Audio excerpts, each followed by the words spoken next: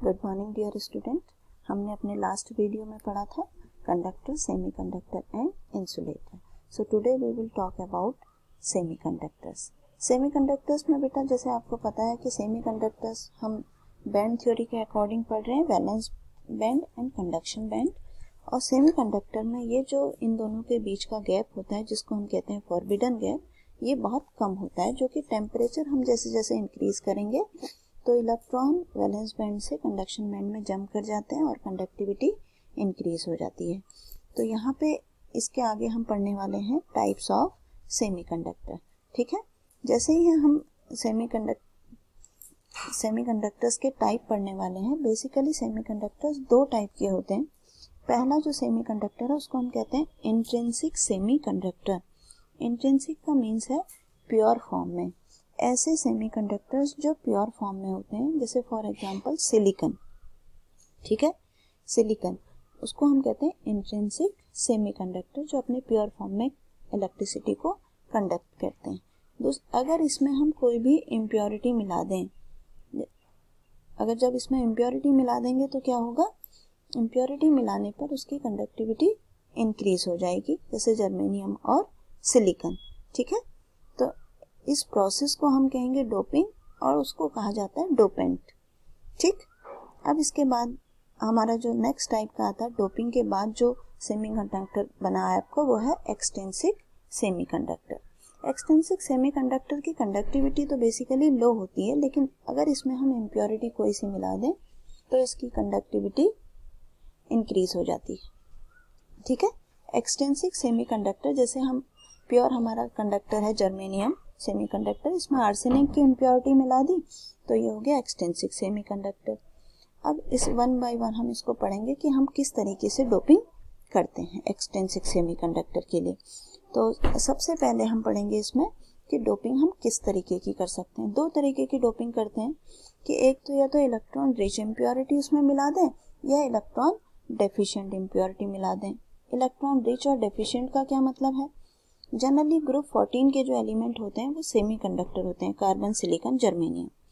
Electron rich हो गए 15 group के और इलेक्ट्रॉन डेफिशिएंट हो गए 13 ग्रुप के एलिमेंट। तो ये जो आपका 14 ग्रुप है, इसमें 4 वैलेंस इलेक्ट्रॉन है, चाहे जर्मेनियम है चाहे वो सिलिकॉन है। अगर इसमें हम ग्रुप 15 की इम्प्योरिटी मिला देते हैं, जैसे ग्रुप 15 में आया फास्फोरस और आर्सेनिक, AS है ये, अगर इसकी इम्प्योरिटी मिला देते हैं तो कंडक्टिविटी इंक्रीज हो जाती है। कैसे हो जाती है वो देखिए बेटा, यह जैसे सिलिकॉन के 4 एटम हैं पिंक में जो आपको दिख रहे हैं, तो ये बॉन्ड फॉर्म करते हैं सिलिकॉन, चारों एक एक सबके साथ इसने बॉन्ड फॉर्म कर दिया, तो ये इस तरीके से नेटवर्क फॉर्म में रहता है। बट जब हम इसकी इसमें इम्प्योरिटी ऐड करते हैं तो इम्प्योरिटी ऐड करने से क्या होगा, इम्प्योरिटी ऐड करने से इसमें जो कंडक्टिविटी है वो किस तरीके से इंक्रीज होगी। 15 ग्रुप के जो नाइट्रोजन फैमिली है उसमें वैलेंस इलेक्ट्रॉन होते हैं 5 और सिलिकॉन के पास हैं 4। तो नाइट्रोजन ग्रुप के एलिमेंट 4 तो बॉन्ड फॉर्म करते हैं और एक इलेक्ट्रॉन जो है वो बच जाता है। जैसे ये आपका सिलिकॉन का स्ट्रक्चर है पूरा, तो इसमें 4 के 4 बॉन्ड जो है वो फिल्ड हैं। ठीक है, जैसे ही इसमें हम एक इलेक्ट्रॉन रिच इम्प्योरिटी मिलाएंगे, देखिए हमने ये मिला दिया आर्सेनिक, इसकी वैलेंसी है 5। अब 4 इलेक्ट्रॉन के साथ तो इसने बॉन्डिंग कर ली, एक इलेक्ट्रॉन जो है वो खाली बच गया।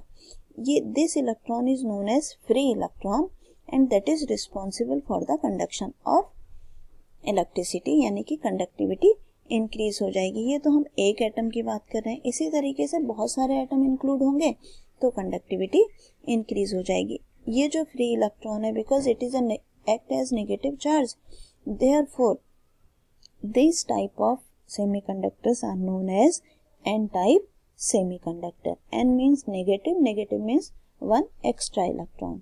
ठीक है, तो 15 ग्रुप की इम्प्योरिटी मिलाएंगे तो सिलिकॉन में 15 ग्रुप की इम्प्योरिटी मिलाने पे जो सेमीकंडक्टर बनेगा वो होगा एन टाइप सेमीकंडक्टर। ठीक है, ये आपका एग्जाम में आता है, charge carrier in N type semiconductor और डोपिंग है, एन टाइप सेमीकंडक्टर की डेफिनेशन है, ये सारी उसमें आती हैं। अब हम नेक्स्ट आगे बढ़ते हैं इलेक्ट्रॉन डेफिशिएंट इम्प्योरिटी। जैसे प्योर आपका सिलिकॉन और जर्मेनियम वाला केस है, अगर इसमें हम ग्रुप 13 की इम्प्योरिटी मिला दें, बोरोन, एल्यूमिनियम, गैलियम 13 ग्रुप में आता है, इसमें इम्प्योरिटी मिला देते हैं तो इसकी कंडक्टिविटी फर्दर इंक्रीज हो जाती है। अब इसमें क्या है, 3 इलेक्ट्रॉन है, वैलेंस इलेक्ट्रॉन, सिलिकॉन के पास है 4। अब यहाँ देखो कंडक्टिविटी कैसे होती है, ये देखिए एक बोरोन एटम आया और इसमें सिलिकॉन को रिप्लेस किया। अब सिलिकॉन के पास 4 इलेक्ट्रॉन है, 4 साइड से इसको बॉन्ड फॉर्म करना है, इसके पास कितने बच गए, बस 3। तो अब ये जब बॉन्ड फॉर्म करेगा तो बॉन्ड फॉर्म करने के लिए इसने सब तीनों के साथ बॉन्ड फॉर्म किया और एक जगह यहाँ पे जो है ये खाली बच गई, वैकेंट प्लेस बच गया।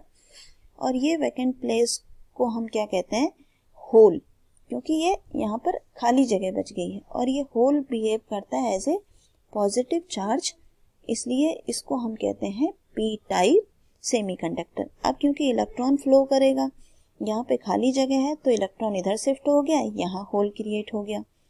इसी तरीके से ये होल जो है आगे बढ़ता चला जाएगा। अब दूसरी जगह से इलेक्ट्रॉन शिफ्ट होगा, जैसे इसको आप इलेक्ट्रिक फील्ड में रखेंगे तो इलेक्ट्रॉन जो है वो शिफ्ट होता चला जाएगा और ये होल मूव करता चला जाएगा। तो इलेक्ट्रॉन का माइग्रेशन हो रहा है, लेकिन किसकी वजह से, होल की वजह से। तो मेजर चार्ज कैरियर क्या हो गए, होल। तो इस टाइप के जो सेमीकंडक्टर हैं उनको हम क्या कहते हैं, पी टाइप सेमीकंडक्टर्स। तो पी टाइप सेमीकंडक्टर जब ग्रुप 13 की इम्प्योरिटी मिलाई जाए और hole as a charge carrier हो तो उस टाइप को हम कहते हैं पी टाइप सेमीकंडक्टर।